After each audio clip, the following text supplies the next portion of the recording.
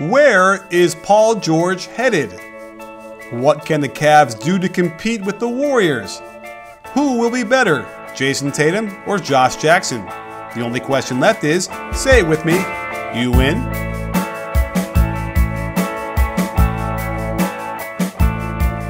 Hey sports fans, Coach Nick here, and welcome to the B-Ball Breakdown Podcast / Periscope Live show. As always, on Sunday night, I am joined by Coach Dave Dufour, and as always, we are straining the limits of my computer as well, so we'll see how this goes. But anyway, Dave, we got a lot of stuff to talk about, and, you know, I don't know, should we do our usual typical banter in the beginning before we get into all the nitty-gritty? Yeah, I don't know. How was Transformers?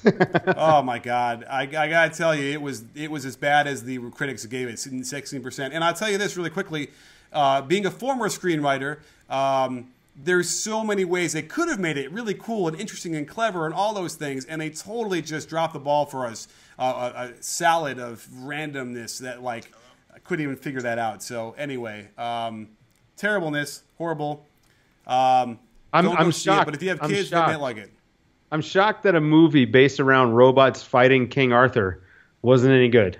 I'm just shocked. I'm embarrassed, really. You know what? It could. By the way, what you described sounds great. That's not what we got in the movie. So, at any rate, let's get into Arthurian legend in another way, which is the Paul George scenario experience, I suppose.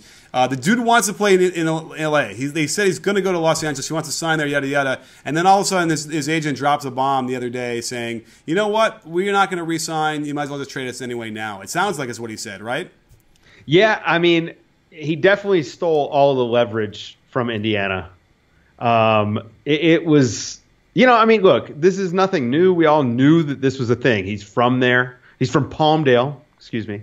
Not L.A., but he's from Palmdale. Yeah. You know, he's a Lakers fan growing up. He's a Kobe guy. You know, like, all the signs point to he wants to go to the Lakers. His agent coming out and saying that, to me, like, to force Indiana to do this is not necessarily a bad thing for Indiana, because it's better than losing him next summer and getting nothing. Mm-hmm. But you kind of steal a little bit of the leverage away. Like, I mean, does Boston want to give up Avery Bradley, you know, Jayson Tatum and Jay Crowder for Paul George if he might leave next summer? I don't think so. Right. I don't think so either. Yeah. So you know, like, I don't know. Indiana was going to be in a tough spot one way or the other. Now, maybe they just get, you know, they get something at least. I mean, the one trade that's been on the table that we've been talking about back and forth all day is Paul George to Cleveland, with Kevin Love going to Denver, and then I guess Fareed goes to Cleveland, and there's probably some other parts there. Fareed goes to Indiana. No, Fareed goes to Cleveland. So the tax. So it seems like the tax for getting Paul George for Cleveland would be to take Fareed, and so they'd actually have to send out salary that sort of matches. And so when you look at it, it looks like you'd have Gary Harris would be going to Indiana. I don't know what assets, like, maybe Juancho Hernan-Gomez also goes to Indiana. I would assume J.R. Smith and Iman Shumpert are included in this trade just because of the salary stuff. So I don't know what that trade does, but I have a theory. I think there's a chance that these leaks are coming out because Indiana is trying to put some pressure on the Lakers. I think they want the Lakers to up the ante. Right now, the Lakers have been offering Randall. Well, they were doing Randall, number 27 and 28, and that's Kyle Kuzma and Josh Hart, who wound up being number 30. But that wasn't enough to get Paul George. They threw in Clarkson. Still wasn't enough. I think Indiana is trying to force the Lakers' hands and get them to add Ingram. Is it going to work? I hope not. I mean, if Magic Johnson and Rob Pelinka are the smart people that we assume they are, they won't do that deal. They'll wait it out. What do you think? Am I crazy? Is this my NBA conspiracy theory? You know, that would be kind of crazy. Certainly, I think that, but not out of the realm of possibility. I'm looking at it from Indiana's perspective, and if they are going to trade Paul George, and I know they don't have leverage here because he's going to leave anyway. You know, they're going to want a good player who's already established as a good player on the court that's going to be able to start, a good starter, right? Off the bat. They're going to want a really good draft pick. right? At least a good, really good guy. Like Paul George's got a pedigree enough that they're going to get that. Those are the two things they need to get at least, and probably another player or whatever, right, to throw in or something like that, right? That are we there? Yeah, I agree. So, Gary Harris is not really that guy as far as I'm concerned. Like, that's why Jordan Clarkson is not that guy either. So, Brandon Ingram would be that guy. And if I were them and I could trade, and I know Paul George is leaving, I would take Brandon Ingram. And if I were the Lakers, I would for sure do that, because I don't know about Brandon Ingram. I like him. I've liked him for the whole time he's been there. But you know what? I would take Paul George already for the next, in his prime, for the next 5-6 years, right? Yeah. Well, I mean, he's about to turn 28. You would think that until he's like 34, 35, he'll be a productive player. Yeah. Right. So 7 years of that versus the complete unknown with Ingram. I'm with you. I mean, you don't really want to do that, but I'm with you. I mean, I think that it depends. I think getting that superstar, that first superstar, is so important for a franchise. If you get Paul George in the fold, first of all, you've got options. You've got his bird rights. You can do a renegotiation and extension. You could just re-sign him during the summer.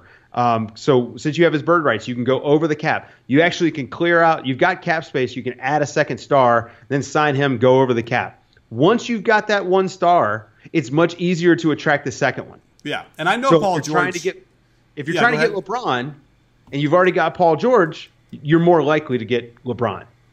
Yeah, and by the way, I know Paul George a little bit. He's a great guy and kind of someone who people would want to go play with. So he's a bit of an attraction. He's also a bit of a guy who can then recruit.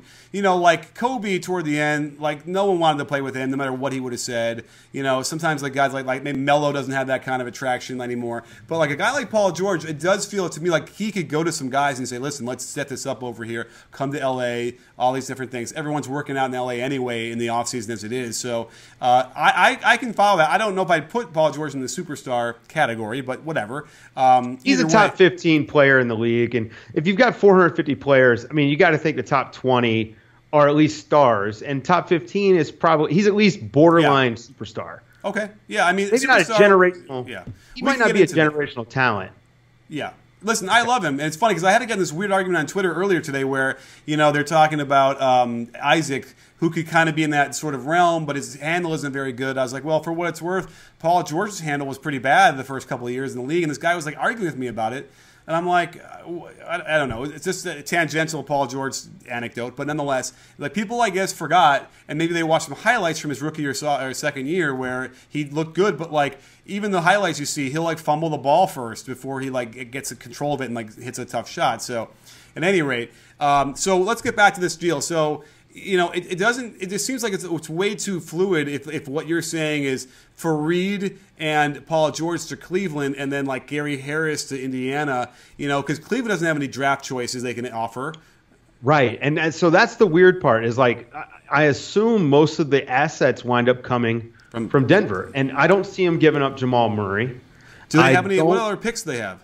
I mean, I think they own their pick for next year. I will pull it up.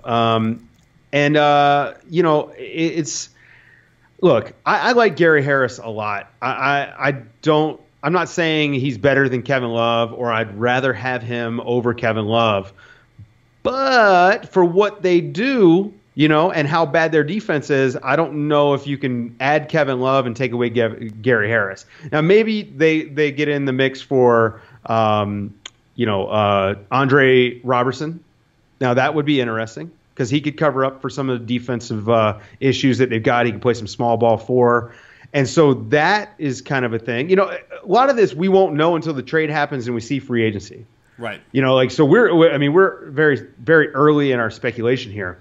But I just think Love and Jokic with Murray as your point guard, that is a recipe for disaster on defense.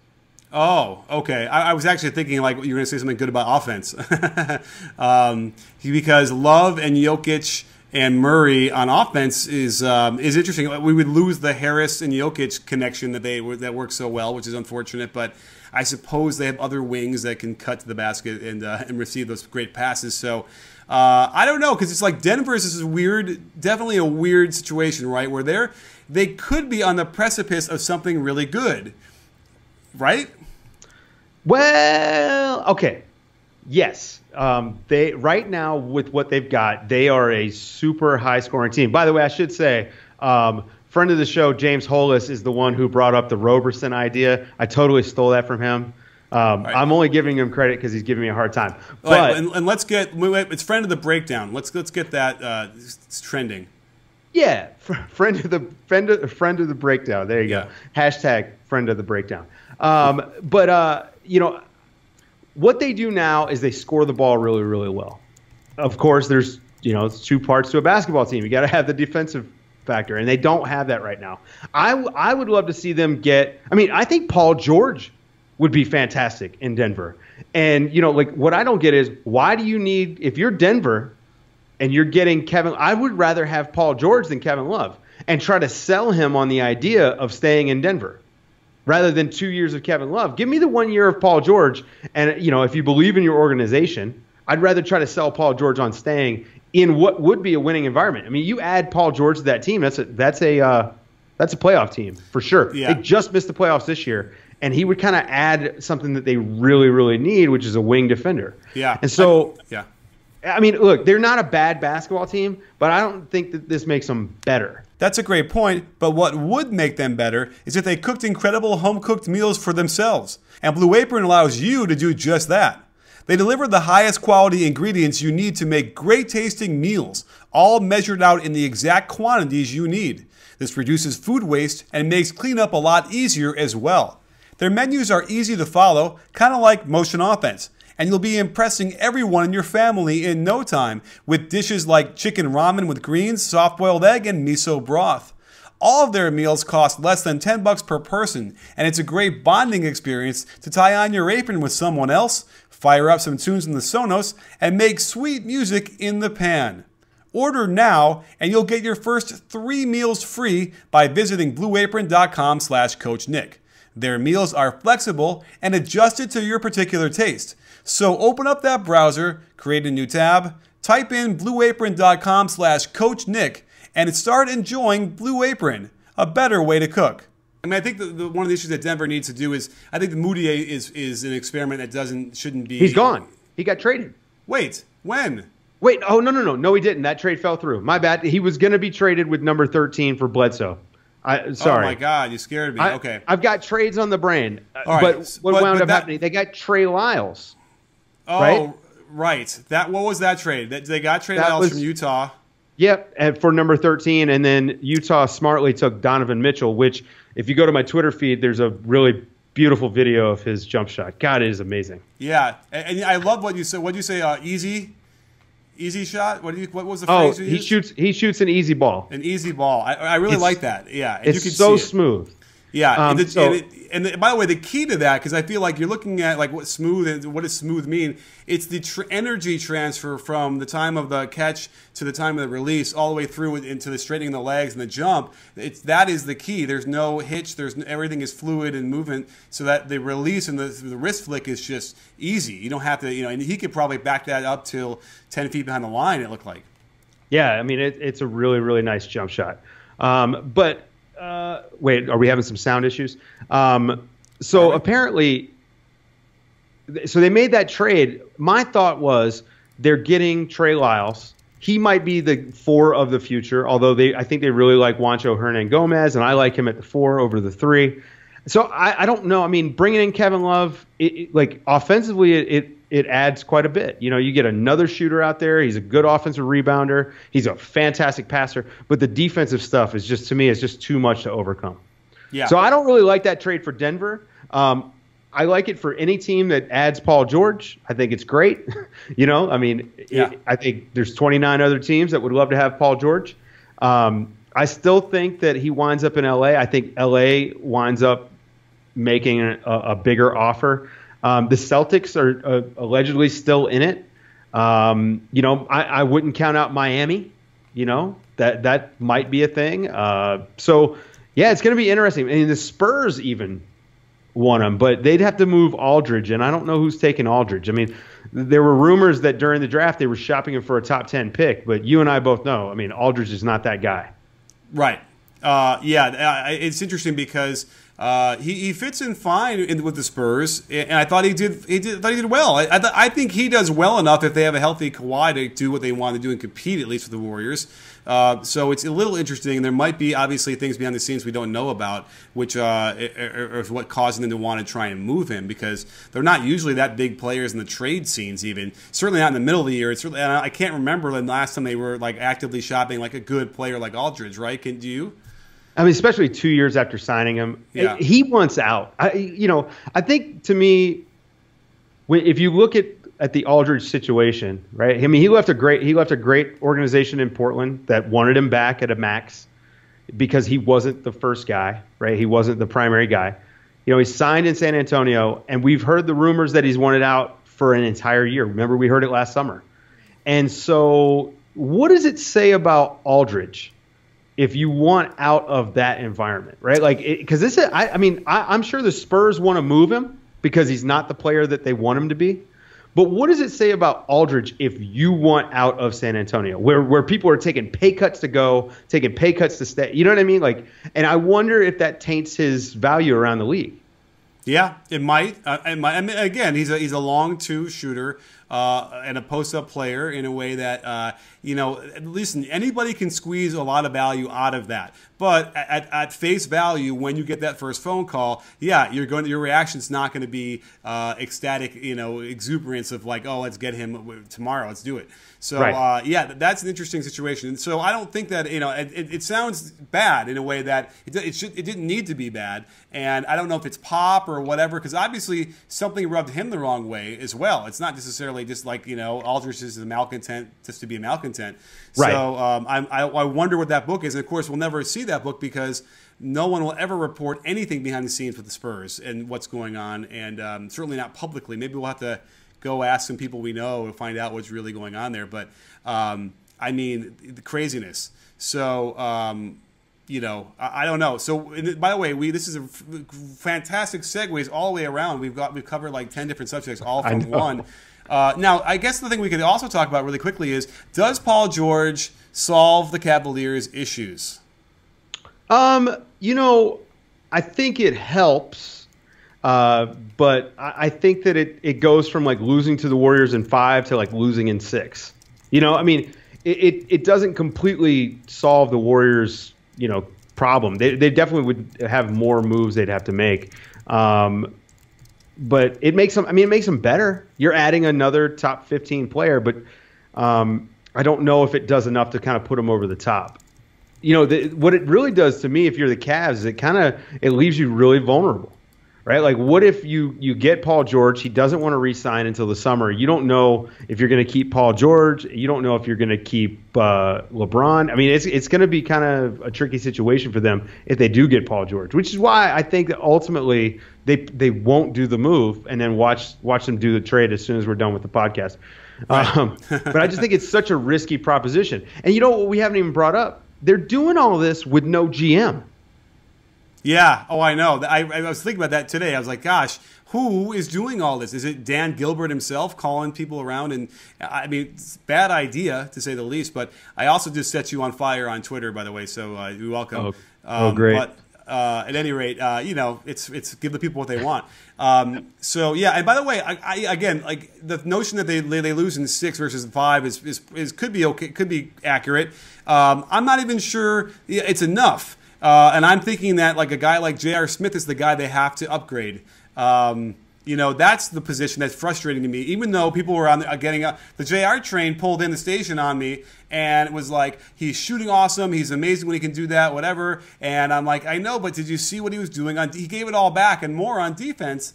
And I just don't think you want a guy that's streaky and then also is giving you back on defense. That's why I saw the Danny Green trade with maybe, I don't know how they were going to do that. Like, that was like, okay, now Danny Green puts them much farther along on a championship path to me than J.R. Smith does.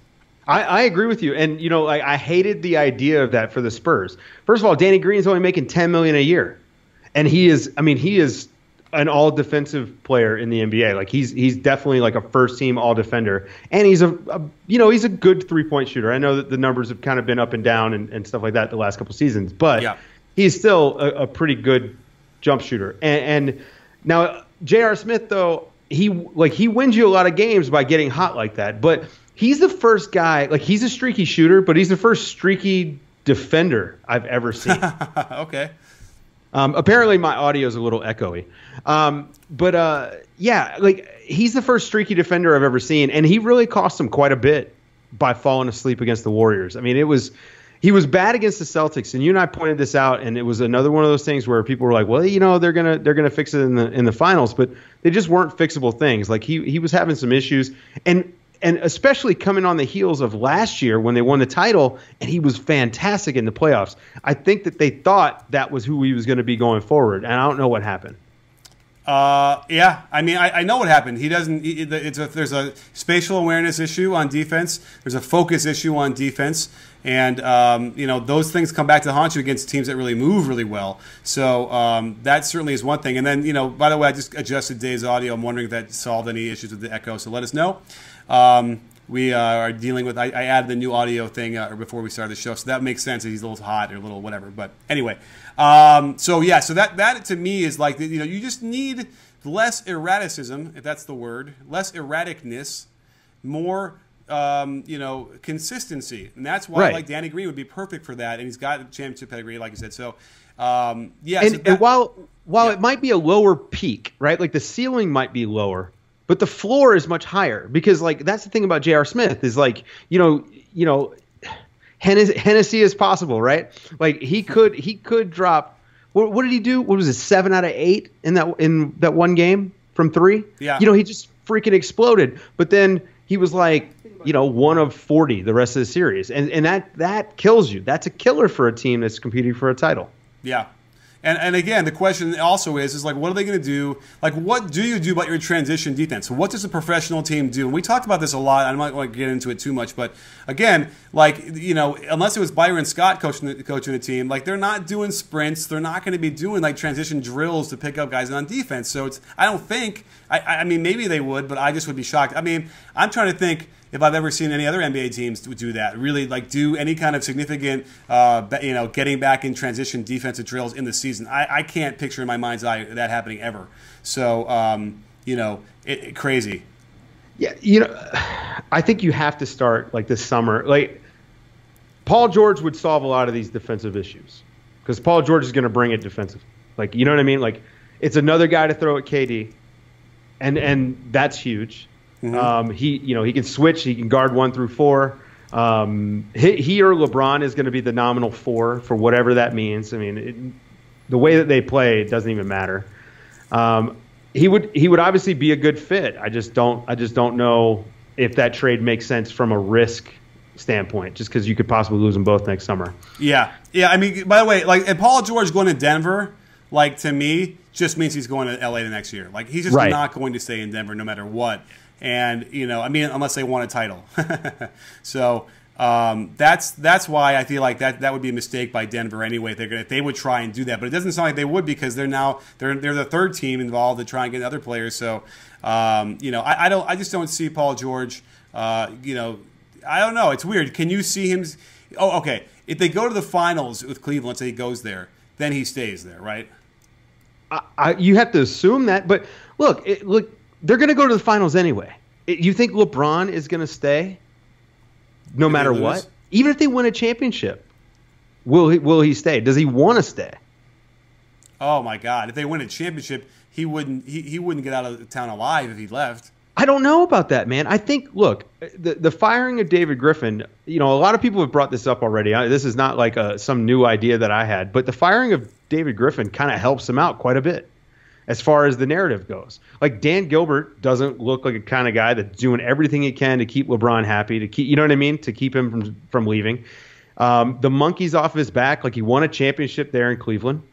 I think that I don't think you'd get this thing where LeBron is some sort of villain if he leaves. I mean, yeah, it would be hard for him to leave if they won. I understand that. It's hard to leave a winner.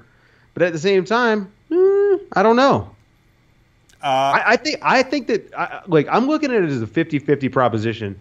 This is assuming that they're not winning the title next year. Okay, so now we're going to burn it down with some rumors, or not some rumors, some like conspiracy theories here, because, does this reflect on LeBron? Like that they don't want him? Is that the idea? Like they don't care if he stays, and they're not going to do everything they can to keep him? And if that's the case, why? Is that related to why they were so bad on transition defense? No. Look, man. Like they don't get to the finals 3 years in a row without LeBron. That's not all on him. No, really I know. Is. But by the way, part of my point was, clearly they didn't work on it. And any normal coach, you would think, seeing that they were so bad in January at like defense in general and in transition defense, would be working on it. And why wouldn't they be working on it? It's because, well, sometimes the players say, well, we're not going to do that. I don't know. I mean, I don't want to alienate. I love LeBron. I really do like the way he plays. I wonder if, I think he's proving that you really couldn't be a player coach if you wanted to be, if he indeed was. Couldn't do it in this day and age. But nonetheless, I don't know. It's a very curious situation. And I suppose I haven't finished reading Windhorst's book and McMenamin's book about last year. But I suppose if I did, I think you read it, right? No, I haven't read it yet. I was talking to somebody who read it. And I think it's illuminating that there is still this big back and forth and a big things were not put to bed when LeBron came back, it sounds like. Well, I mean, the story that he told on the Undisputed, the little video thing that he did in the barbershop, right? Okay. Was that his family wasn't happy that he was going back. And then the other story that came out around the same time was that when he was going back, he was actually trying to get the Pistons ownership group and the Cavaliers ownership group to trade. Yeah. Now, I've heard sources say that there's a wink-wink deal on a part ownership of the Cleveland Cavaliers. And that was part of the deal when he came back. Okay. Now, I don't know how real it is. I don't know if that's true or not, but it makes a lot of sense. We know LeBron wants to be an owner. That's the one thing I think could keep him in Cleveland. Okay. And by the way, that's perfectly reasonable. Yeah, I can see that.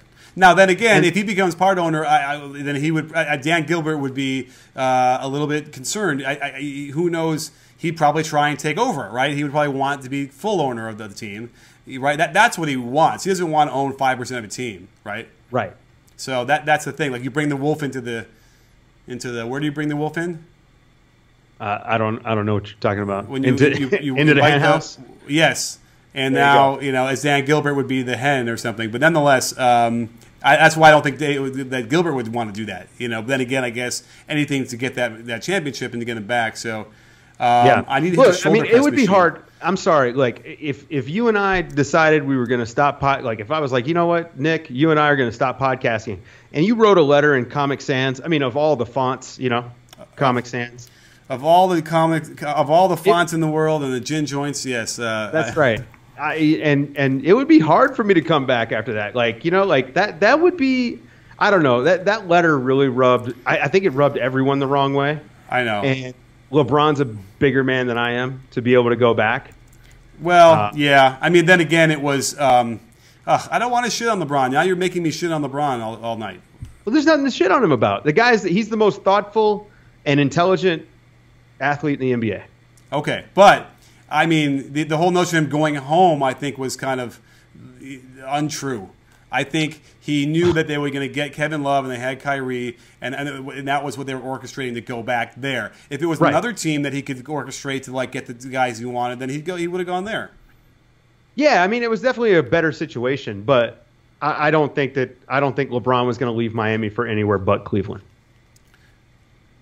Oh, okay. I mean, I don't know. I'm not sold. I feel like if LeBron had a chance to build, to find, him and Kevin Love and with another star somewhere else, I think he would have. But I guess the entree was already there because of what was whatever. So right. I get. Well, I mean, anyway, there is that. This is, man. We are going to have to do one of the conspiracy. We're going to have to do a weekly conspiracy episode.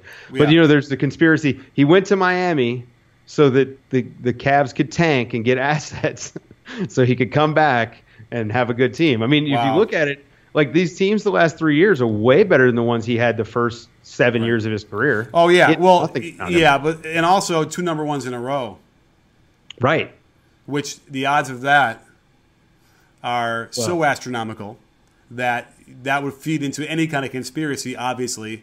Yeah, we have to do one of those. In fact, hey, sports fans, we are going to go to 5 days a week is what our plan is starting today. Yeah, we've got so much to cover. We're gonna be breaking down. We're gonna do free agency previews for every team, where we're gonna talk about who they should target, what their real needs are. You know, how their team is shaping up for next year. Who's tanking, right? Like who we think is gonna be bad. Who we think could be, go from maybe like a borderline 8th seed to like a 6th seed or a 5th seed by signing one guy. So we're going to be doing that over the next couple weeks before free agency on the 6th. And then during Summer League, we're going to be going live every night, kind of giving a recap, talking about how all these young guys look that we just spent all this time going over on the draft. And if you guys haven't, go back and listen to our draft podcast, because we broke down all of the first round and really unpacked it. And Adam Stanko, I felt like, added such a great perspective, being a college guy, and we were just going from the NBA side. So it was a really good podcast, a lot of fun. I've actually listened to it twice because Adam dropped some great information. I wanted to make sure that I stole it. Right. And so, so we're going to do, I think the plan is once a week as a 3-man with Adam and me and Dave, and then we'll do Dave and I 3 days, and then I'll have another guest on the other day of the week. So that will be the plan, and we're going to rock and roll that. So make sure you don't miss that. Should we try and grab some questions while we're here in the Periscope? Yeah, I think that's a good idea. Yeah, I mean, who's your favorite undrafted player, Nick? That's from good friend Ron Koff. Friend of the program. Oh, my goodness. My favorite undrafted player. Jeez Louise. Do you have one? I think it was Boucher. I need to rack my brains, because I was so focused on all the top 20. Who was getting drafted, right? That I would like, I like Boucher. I mean, to me, that's like where the league's going. He's a 5 that can shoot threes, block shots, and he got signed by the Warriors, right? Like the rich got richer. Yeah. Yep. How many years did he play in college? Do you know? I don't remember. I think he was a 4-year player. Okay. We got B Jesus asks, where does Blake go? Where do you like? All right, if Blake leaves the Clippers, which I don't know if he's going to, but where do you think he goes? I think that he goes to OKC. Now, is that just because of the Oklahoma connection? Yeah. Well, that's a big part of it. Now, they have to move quite a bit of. They do? Money. Yeah, they're totally capped out. How? I think Sam Presti's asking the same thing. Remember, they extended Adams and Oladipo, and Cantor's making a ton of money, so they have to move some stuff. Yeah, they got to move. They got to do something, because that team shouldn't be capped out with what because their ceiling is so low, not so low, but it's low enough that if you're if you're fit to get in the conference finals, right, or you made the second round, whatever, and had a big push, then okay, but not when you're not when you can't get out of the first round. That they need to fix that. Cantor must be the guy to go. So anyway, yeah. Blake seems to be the natural thing, and I think Blake would probably work pretty well with Russ. I think that would be a pretty good combo if Blake is healthy. Where else would he go? I think Miami is a definite option. I think he could be interesting in Denver, but again, you got kind of the same defensive issues with Love. Not as bad as with Love, but like similar. It's bad. It's bad, but not as bad. But I think Miami is to me is the one that would come after him. All right. Well, here, can we answer a question from Snotty? Is that too incestuous? Yeah, no, that's fine. Yeah, James Hollis. All right. Friend of the breakdown. Better pro, Tatum or Jackson? Oh, I think Jackson. Which Jackson? We're talking about Josh or Jayson? Because I was in this conversation on Twitter, and all of a sudden they dropped not Josh. Justin. And I'm like, oh, you're kidding me. Anyway, so you think Josh Jackson's going to be better than Tatum? Yeah, I think Josh Jackson is where the league is going, right? He can guard 2 through 4. I think he will shoot threes in the league. Once he gets with a shot coach, he'll take out that weird He's got like an outward dip instead of a down dip, and that'll make his shot more consistent. He can handle the ball. He can make plays. He's a decent passer. He's not going to be like your point forward, but he could be a nice secondary playmaker.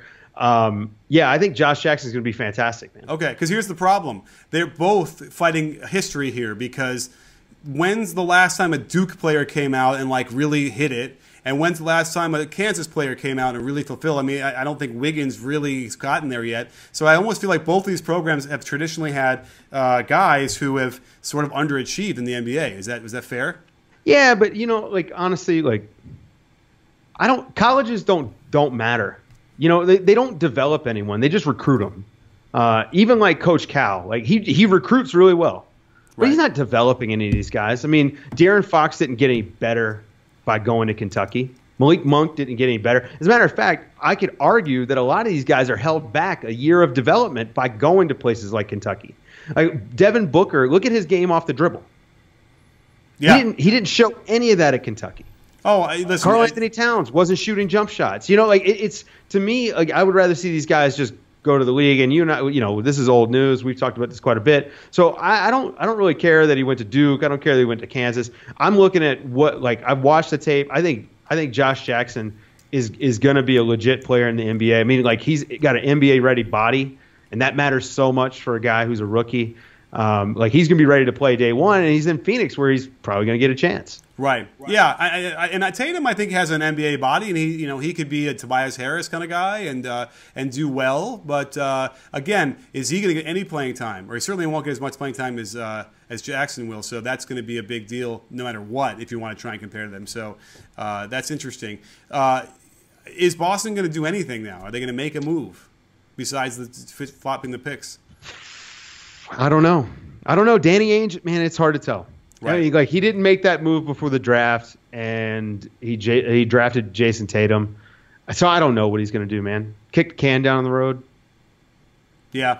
Someone wants to argue with you about Coach Cal and what he does. Let me just tell you right now, no. They would much sooner recruit a better shooter than help their point guard who can't shoot better. It's really and then also hide behind the excuse, they're only here for 1 year. I don't know. There's a Pulitzer to be won in covering the college basketball in the correct way.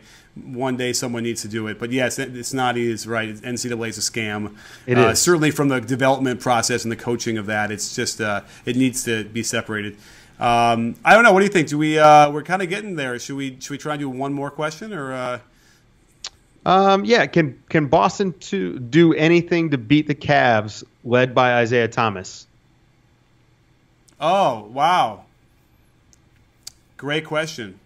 I think that there's scenarios. When we say led by Isaiah, does that mean Isaiah starting? I don't know. I think maybe. I mean, obviously they upgraded somewhere else, but if they kept the team as it is, no, not a chance. But I think there's a way you can have a guy like Isaiah and compete, right? I mean, they obviously did it this year. I mean, they went to Game 5 of the Eastern Conference Finals. Not that was a competitive series, but I mean, they did it. I think Jaylen Brown is kind of the key to this whole thing, and people are probably tired of hearing me talk about Jaylen Brown. But I think Jaylen Brown is going to be a good player, and he is, again, just like Josh Jackson. That's where the NBA is going. I mean, this is a wing league, and he's another guy. He can guard 1 through 4. He can shoot. He can he can create off the dribble. He's a good passer, and he fits in well with what they're trying to do on offense. He's a good ball mover. He's not clogging up the lane, and he's a good cutter. I think if he continues to develop and he's better next year, then they might be able to. But I mean, honestly, the Cavs are going to be the overwhelming favorite to come out of the East. Right, I agree. And you know what? I think we're the overwhelming favorites to win the week going forward with the podcast. Don't you think? I agree. Yeah, we are going to destroy everybody in our path as we go into the summer. And by the way, it'll be fun. I didn't even picture the summer league, being able to do these live together. That'll be really fun. Yeah, it's going to be a good time, and I'm assuming we'll just go every night. Well, we're sleeping in the same room. That's right. So we can do bedtime stories from Coach. We were supposed to tell everyone that. Oh, well, you know, they're going to find out eventually. Something will leak. Some picture will leak. The leakers. Anyway, Dave, terrific podcast. Again, I can't get over how smoothly we segued from all these different things, and they're all interconnected. The world has an energy that's connecting everyone. Go hug a tree to find that out, I guess, if you need to. Or hug your favorite NBA arena. Maybe you'll feel that way, too. So that's anything else we got to shout out for you, Dave, this week? Yeah, I mean, you know, if you haven't checked out my podcast, make sure you check it out on the NBA with Coach Dave. I will also be going 5 days a week, focusing on some different things than what we talk about here, and having different people on. And yeah, that's about it. Beautiful. I'll be talking a lot. Yes, keep your voice intact. So we will save some more of it right now by saying, don't forget, sports fans, at B-Ball Breakdown, we're not a channel, we're a conversation. You win. Are you in, Dave? Yes, I am.